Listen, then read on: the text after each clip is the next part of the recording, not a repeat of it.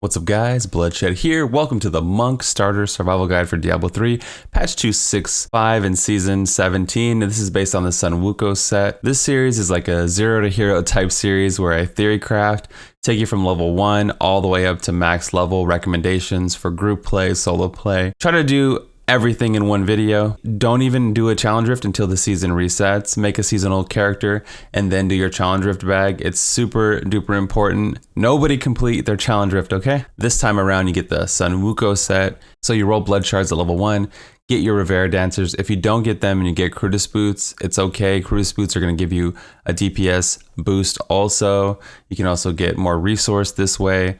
Crutus boots are awesome and they're used in a lot of different builds. If you happen to get them right away, you can go for bracers. You can get Caesar's Memento, which is a huge damage increase to Tempest Rush, which also synergizes with the Sunwuko set. You can also get Gundo Gear and Pintos Pride. So there's some really good multipliers in the set. I prefer LTK boots, but a few people actually prefer going straight for bracers. Whatever you decide, you're gonna have a good item to pair with your kit. So definitely roll boots or bracers. In addition, you'll be able to upgrade one level 70 weapon with the challenge rift. Again, watch the video if you're lost, okay? I can't make these videos 30 minutes long, man. For the free weapon upgrade, I would go for fist weapons or two-hand diabos, right? They both have a lot of RNG. You're probably not gonna get the thing you wanna get, but you might as well take a stab at something cool. Like you can get the Vengeful Wind, which perfectly synergizes with Sweeping Winds, or you can get the Fist of Az, you can get some more explode damage, exploding palm damage. If you go for Diabos, you can get like the Incense Torch for Wave of Light, which is amazing for Wave of Light. Flying Dragon, which does work with LTK, it has a chance to double your attack speed. So you have this like crazy propeller effect with LTK. Pretty awesome stuff there. Whatever you decide, take a crack at it. You can go for anything you like. There's not really something that is mandatory. While leveling up, whether you get the boots or not, I'd probably still focus on Lashing Tail Kick because it costs 50 spirit, and Tempest Rush, you don't get that much value from it. Unless you have the bracers, then you can go for Tempest Rush. Or Wave of Light also costs so much spirit. It really drains the spirit quick. So I wouldn't use these abilities unless I had the corresponding legendaries to go with it. I just spam LTK and have fun. Look for a lot of ways you can get resource back, like with Air Ally. There's mantra stuff that you can use to get, you know, your spirit back, and just kind of focus on that. Also, there's some really good generators with high damage, like Crippling Wave does 255 damage. It's solid, super solid generator, and I would probably use this the whole way while leveling. As you approach 70, keep an eye out for those double crit juicy rings, right? Main stat, double crit, you're gonna hit really hard. If you can get cooldown, that's cool, but you really wanna focus on the double crits and the double main stats, or at least the dexterity main stat. Level 70 crafted gear is cheap, easy to re-roll, and easy to make, and I say you go for it. When your group is doing bounties, make sure you show up for the Malthael kill. That way you can get Reaper's Wraps. On any difficulty, Malthael drops a pattern. You can take it to the blacksmith, right-click the pattern, it learns it, then you go to bracers, and then you have Reaper's Wraps. And the challenge rift bag gives you enough items to craft it right away, so you don't have to worry about that. The resource will really help you if you're spamming LTK or any of Wave of Light, Tempest Rush, all that stuff. If you don't know about the Sunwuko set, the 2-piece gives you 50% damage reduction, so that's pretty cool. You get that right away. The 4-piece gives you 1,000 damage explosion, kind of like how Firebird has the 1,000 damage pops on their 4-piece. So the actual GR20 clear is not terribly difficult because you have these 1,000 damage bombs going off. It's really awesome, and it's really relatively easy to keep up Sweeping Winds when you're doing your clear also. But yeah, that's the most important thing, is keeping up your stacks. You can keep it up by attacking or just by recasting it as well. I think in my guide I have a cooldown gem in the helm, but you can also run a topaz for more reduced cost resource, so you can throw out more LTK, more Lashing Tail Kicks, or more implosions, or whatever resource spender you're using.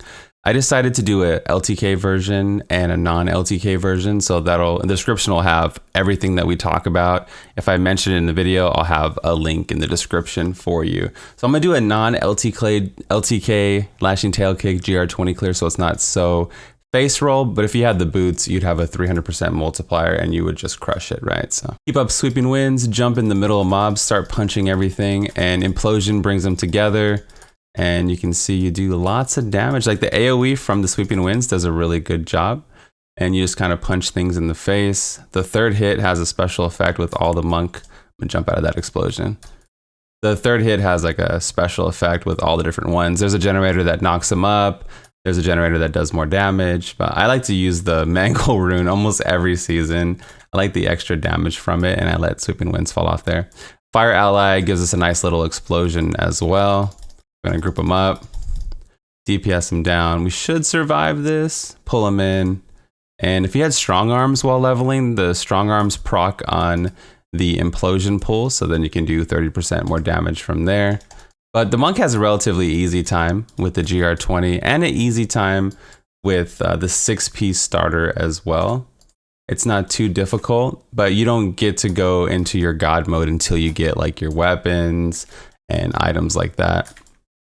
Also keep in mind, the first time you do a GR every season, you get a Bane of the Powerful gem. So when you kill an elite pack, you get 20% extra damage, and even at level 1, it's effective. So you can do that if you're apprehensive of your GR20 clear. You can do like a level 10 and then go for the 20 after that. Let's maybe get one more elite. Okay, here's a good one. Let me try to jump in here, pull them in, and then the Sweeping Winds AoE is going to do a lot of damage. Your generator is going to do damage. The implosion, and there's pretty much nothing to it with the monk. I'm going to pop my ally to get a little fire explosion as well. You pick up the globes and you're good to go.